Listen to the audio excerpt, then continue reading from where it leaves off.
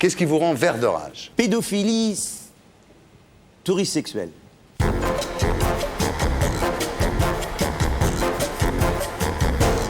Bonsoir Alex Métayer. Bonsoir. On a parlé beaucoup politique ce soir. Vous étiez trotskiste, vous? Le mec. Mais si je dis trotskiste, les téléspectateurs vont penser à une maladie de la peau. Ah bon, parce que vous croyez qu'ils savent plus ce que Je c'est? tiens un scoop. Tiens un scoop. Vous savez que le Jospin a été accusé, dit-on, Oui, on d'avoir dit que c'est fait son partie- frère, on dit que c'est lui, ça. oui, on ne sait pas en fait. Ben, le scoop, c'est qu'il faisait partie de ma cellule. Ah, c'est vrai ça? Non. Alors regardez, vous voyez. Non, mais c'est vrai ou c'est pas vrai? Et je revois ce blondinet. C'est un avec scoop des cheveux énorme, là, que vous nous donnez, là. Comme ça. Et je me souviens que sur les barricades, en mai 68, il avait seulement un problème. C'est que quand on lui disait va là-bas à gauche, il allait à droite. Donc j'ai connu un Jospin. J'ai connu réellement un Jospin. C'était lui ou son frère? Alors, voilà. J'en suis au même point que vous. Ah oui, d'accord. Donc vous avez connu un Jospin trotskiste, mais on ne sait pas si c'est Voilà, Lionel ou c'est- son c'est- frère. J'ai jamais su. On va parler de vous, Alex Métayer. On va parler de votre spectacle qui s'appelle Alex Métayer perd la tête au Palais Royal jusqu'au 31 décembre 2000. C'est très drôle. C'est un cours de médecine humoristique, hein, c'est ça? Oui. C'est le travail des hormones sur le désir, la Voilà. jalousie, la colère. J'ai voulu faire un cours magistral déconnant, Ouais. illustré par des sketchs. C'est-à-dire que je suis un professeur qui s'adresse au public et je suis parti de données scientifiques exactes sur les hormones, le travail de nos organes, dans l'amour, dans la haine, dans la jalousie. Je fais donc un cours qui surprend au début, et une fois que les gens sont entrés dedans, alors c'est formidable parce que tout d'un coup, il y a une espèce de connivence scientifique avec le public, et on s'aperçoit que le public est beaucoup plus intelligent qu'on ne l'imagine. Toujours. C'est-à-dire qu'il y a une sorte de connaissance qu'on doit peut-être d'ailleurs à la télévision, je ne sais pas, parce que cette grande maison de la culture sur laquelle on tape, il y a quand même un fond De temps en temps. de culture quand même. Et voilà. Donc ce spectacle-là, qui s'appelle Alex Métayer par la tête, est basé sur des données scientifiques. C'est le comportement hormonal de l'homme, quoi. C'est-à-dire Voilà. qu'en fait, toutes nos passions sont en fait dues uniquement à des phénomènes hormonaux. Ce qu'on imagine venir de notre âme, en fait, ça vient de la mécanique. Voilà, et alors j'ai appris des choses très intéressantes. Par exemple, que quand l'homme fait l'amour, il dégage une odeur suave, ça va faire sourire, je suis sûr que les femmes vont sourire, il dégage, qui s'apparente à l'odeur du bois de santal. Ah bon? Prouvé. Et c'est donc des données scientifiques qui sont à la fois drôles et à la Ouais. fois justes. Ouais. Et je crois que le public rit à cause de cette connivence entre la réalité et puis mon délire, Le seul évidemment. problème, c'est que ça nous ramène un peu vers des grands primates, quoi. Ça nous ramène un peu vers des grands singes. non? Mais savez-vous que quand on est en colère, qu'un mec qui est en bagnole, qui est en colère, il a exactement les mêmes hormones qu'un chimpanzé qui veut devenir le maître dans le groupe. Ah oui. C'est-à-dire qu'on se trouve avec toute une série d'hormones dans nos actions qui sont exactement celles du monde animal. Ouais. Alors vous dites que la science-fiction, finalement, est un peu en retard sur la vraie science, parce que l'explosion de la science est beaucoup plus étonnante, finalement, aujourd'hui, que tout ce que peut nous raconter la science-fiction. Oui, et surtout, il y a une donnée de la science-fiction que j'aime pas du tout, qui est la donnée pessimiste. Ouais. C'est-à-dire que toute la science-fiction est basée sur des données, des projections qui sont pessimistes, qui sont plutôt noires. Alors que ce qui se passe avec la science, j'ai pas l'impression que ce soit ça exactement. Ouais. Vous êtes un optimiste, donc. Ah, je suis un optimiste. Enfin, autrement, je ne serais pas trotskiste, évidemment. Vous êtes toujours trotskiste? Mais c'est dit... Au prix du muguet, il va pas bouger. Il est pas Non, con. sérieux. eux, c'est pas le Non, milieu. je savais que vous aviez été trotskiste dans votre jeunesse, mais vous êtes toujours trotskiste. Non, ça serait une malhonnêteté de ma part de dire, et vous le savez, que pour être un militant, il faut avoir beaucoup de temps, Ouais. il faut passer du temps. Mais si vous voulez parler de mes convictions, qui sont celles qu'il y a un changement nécessaire, inévitable, Ouais. oui, en ce sens-là, je suis... Mais alors vous devez trouver que le Parti communiste de Robert Hue est pas du tout bien, parce qu'ils sont drôlement libéraux maintenant, c'est le copain de Jacques Welch et de... non. Oui, nous ne sommes pas tout à fait sur la même longueur d'onde, autrement je serais au PC, évidemment. ouais. Mais c'est vrai que... Il arrive qu'on se retrouve. Il arrive qu'on se retrouve par quelques aléas bizarres, parfois sur la même longueur d'onde, Ouais. mais non. Vous pensez quoi du virage du PC depuis Robert Hue? Je crois que c'est une tentative désespérée d'exister. Je crois que c'est une tentative d'exister. Mais je ne pense pas que ce soit ni un parti révolutionnaire, ni un parti, à partir du moment où vous êtes dans le gouvernement et que vous cautionnez les décisions du gouvernement. La différence, par exemple, entre ce que disent les socialistes aujourd'hui, nous sommes au gouvernement avec eux, quand ils disent qu'ils refusent à la société de marcher mais qu'ils acceptent la Mais ça, loi, c'est une la c'est une loi formule, du marché. ça. Quand les socialistes disent ça, le Premier ministre l'a dit. Oui, je sais. Eh bien, ça veut dire qu'il veut réguler le marché capitaliste, le système capitaliste. Eh bien, Voilà. moi, comme communiste, j'ai pas envie de me contenter de le réguler. Voilà. J'ai envie de le dépasser. Voilà, donc hein, on est tout ça dans des petites nuances bien subtiles. Bien, on va regarder en tous les cas ce que vous faites au théâtre du Palais Royal. Magnéto, Serge. Chérie, ça doit être pour toi. Moi, j'attends pas de coup de fil. Ça doit être pour toi. Viens. Je décroche ou quoi? Hein? Je le prends? Allô? Allô? Parlez plus fort, j'entends pas. Parlez plus fort. C'est toi? Mais tu es folle de téléphoner à la maison le dimanche. Mais ma femme est à côté. Elle est dans le jardin à côté. Laisse-moi te parler. Regardez bien ce rire, regardez bien ce rire. On dirait un sourire sincère.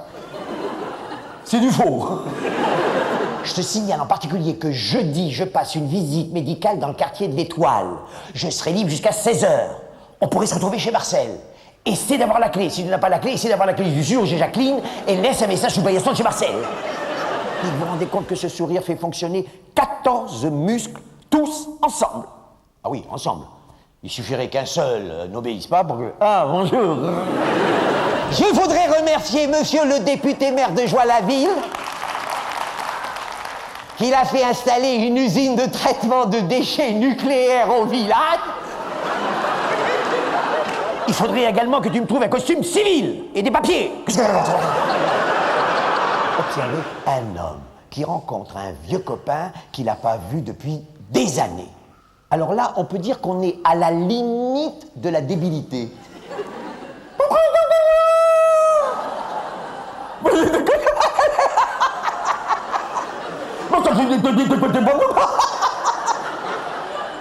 Plus il est ému, plus ça s'aggrave. Tu m'attendras avec ces provisions au coin de l'avenue de Wagram et de la place de l'Étoile. Entre 18h et 19h. Si j'ai du retard, t'inquiète pas, c'est que j'ai des prix dans les embouteillages. Par contre, si je ne suis pas là à 21h, ne m'attends plus. Ma sœur Josiane,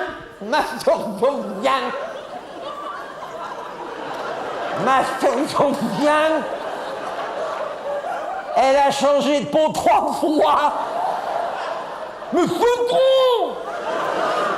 Surtout la peau bleue avec les yeux rouges. Comme elle dit maman, c'est dur de l'habiller. Après la fête, je le raccompagne chez lui. Et voilà que devant sa porte, il se met à discuter dans la bagnole. 2 plombes. Et je peux te dire que 2 plombes de conneries, ça fait de la buée. Il est évident qu'un homme qui passe la journée du samedi à déboucher l'évier, tondre le gazon et faire une grosse machine de linge sale est drogué. Mais c'est une supposition que je fais, ça va marcher. Écoute, sois pas pessimiste. Pour une fois que c'est facile. On mange des produits naturels de la campagne. Naturels de la campagne. Des œufs. Moi, j'aime bien des œufs. Rideau. Voilà, Alex Métayer perd la tête au théâtre du Palais Royal. Ça se passe bien? Ça se passe très bien. Bien.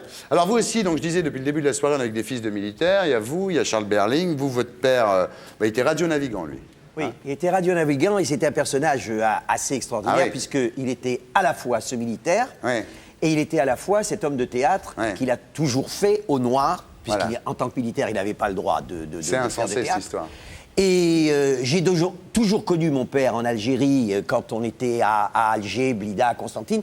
Je l'ai connu beaucoup plus souvent sur la scène, Ouais. sous un faux nom. Ouais, Xandro. Ouais. Voilà, c'est le nom de ma société de production Oui, oui. d'ailleurs.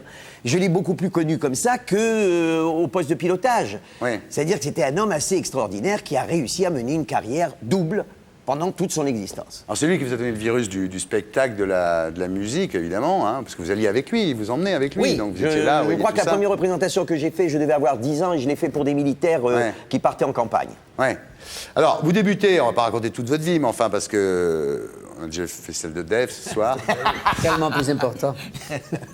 Et donc, vous débutez à 17 ans comme musicien de jazz et vous faites vos débuts de comique sur scène, c'est en 75, Oui. au Blanc Manteau. Alors, on ne sait pas quel âge vous avez parce que vous refusez de dire votre âge, vous. Non, mais j'ai une raison, hein, c'est pas une question de coquetterie. Ouais. C'est qu'une question. On est classé. Oui, vous voulez pas l'étiquette de l'âge, ouais. Ah oui, Ouais. alors bon, alors on va rentrer encore dans ce. Mais c'est pas à cause des femmes. Non. Parce que vous avez perdu- non, je suis casé. Ah bon, sans vous avez perdu j'ai- beaucoup de j'ai- temps avec les femmes, vous, hein. Oui. C'est-à-dire que je peux dire que pendant près de 10 ans, 10-15 ans, c'était beaucoup plus important de vivre une vie romanesque, Ouais. mais pas dans le sens femme essentiellement. Non, mais vous parce êtes que je vois un comment ils me amoureux. Non, regardent. mais vous êtes un amoureux. Non, non, il fallait qu'il y ait du romanesque dans la Ouais. vie. Et je l'ai vécu dans la vie avant de le transposer après sur scène. Ouais, non, vous avez toujours fait passer l'amour Oui, avant l'ambition, l'amour quoi. avant Ouais. cette idée d'arrivisme, de se Ouais. faire une place, de... Voilà. Maintenant, c'est fini. Non, maintenant, j'ai un petit garçon qui a 7 ans, je suis avec une jeune femme qui est plus jeune que moi. Ça y est. Non, ça y est, c'est Hein c'est terminé. Il bouge Il y a plus, un temps Alex. pour tout. Il y a Ouais. un temps pour tout. Alors, je vais vous faire une petite interview. Est-ce qu'on peut baisser la lumière? On ne bouge pas pendant le jingle.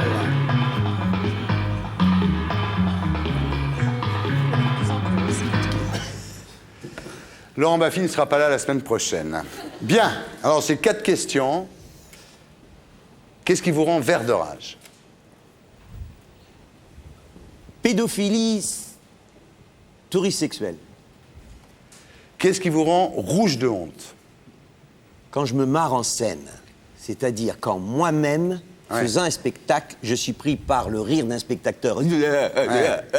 Et tout d'un coup, paf, je Vous craque. marrez aussi. Et là, j'ai honte. Qu'est-ce qui peut vous rendre bleu de peur?